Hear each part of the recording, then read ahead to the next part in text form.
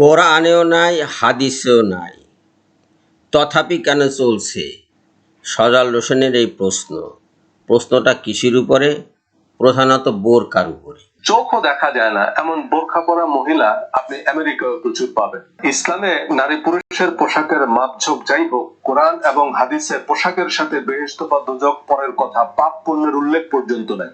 সজল হোসেনের এই বেহুদা ভাষণ অর্থহীন হয়ে পড়ে যখন আল কোরআনের সূরা নূরের 30 এবং 31 নম্বর আয়াতের প্রতি আমাদের দৃষ্টি নিবদ্ধ হয়। এখানে স্পষ্টত পোশাকের উপর নির্ভর করছে বেহেশত দোজখের বিষয়টি। বেহেশতে যেতে হলে পোশাক ঠিক করতে হবে আগে, এই কথা এই আয়াত দুটো বলছে। আপনারা ভালো করে পড়ুন, তাহলেই বুঝতে পারবেন। লাআল্লাকুম তুফলিহুন, শেষ দিকে কি বলছে? যাতে তোমরা সফল কাম হতে পারো। তো সফল কাম হওয়ার অর্থ কি? সফল কাম হওয়ার অর্থ হলো দুনিয়া এবং আখেরাতে কল্যাণ লাভ করা। আর এই অসফল যে লোক হবে সে লোকের ঠাঁই কোথায় হবে? আখেরাতে, জাহান্নামে। এখন এই সফল হওয়ার জন্য কি কি করতে হবে? যেহেতু নারীদের নিয়ে কথা বলা হয়েছে, আমি নারীদের কথাই বলবো। এখানে ঈমান আনয়নকারী নারীদেরকে বলো তারা যেন তাদের দৃষ্টিকে সংযত করে ও তাদের লজ্জাস্থানের হেফাজত করে।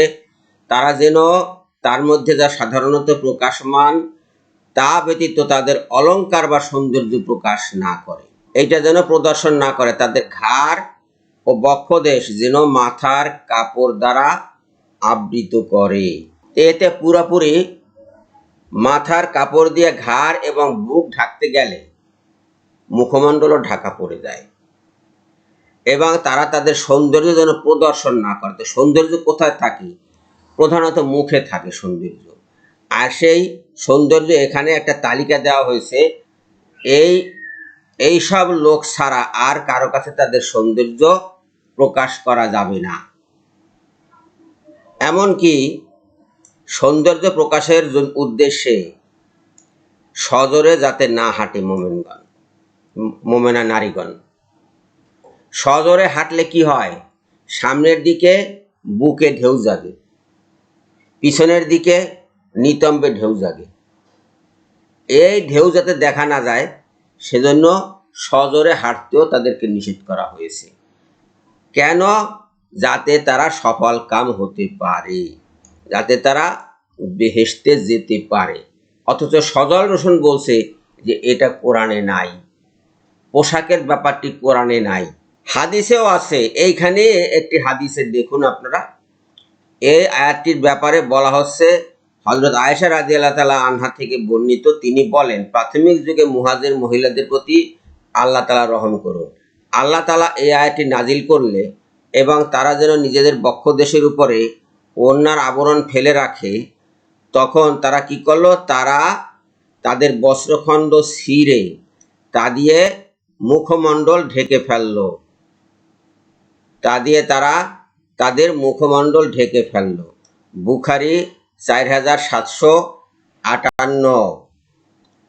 সাফিয়া বিনতে সাইবাও এই একই কাজ করলেন। কাপড়ের তাদের কোমর, মহিলারা তাদের কোমর বন্ধের প্রান্তদেশ কেটে সেই টুকরা দিয়ে মুখমণ্ডল ঢেকে রাখে। বুখারী 4759। তার মানে এটা কোরআনেও আছে, হাদিসেও আছে।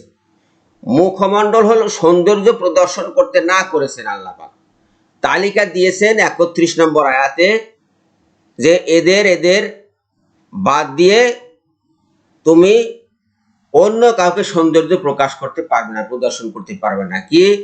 স্বামী, পিতা, শ্বশুর, পুত্র, স্বামীর পুত্র, ভ্রাতা, ভ্রাতুষ্পুত্র, ভগ্নীপুত্র, আপন নারীগণ, তাদের মালিকানাধীন দাসী, পুরুষদের মধ্যে যৌন কামনা রহিত পুরুষ এবং নারীদের গোপনাঙ্গ সম্পর্কে অজ্ঞ বালক ব্যতীত কারো নিকট তাদের সৌন্দর্য যেন প্রকাশ না করে।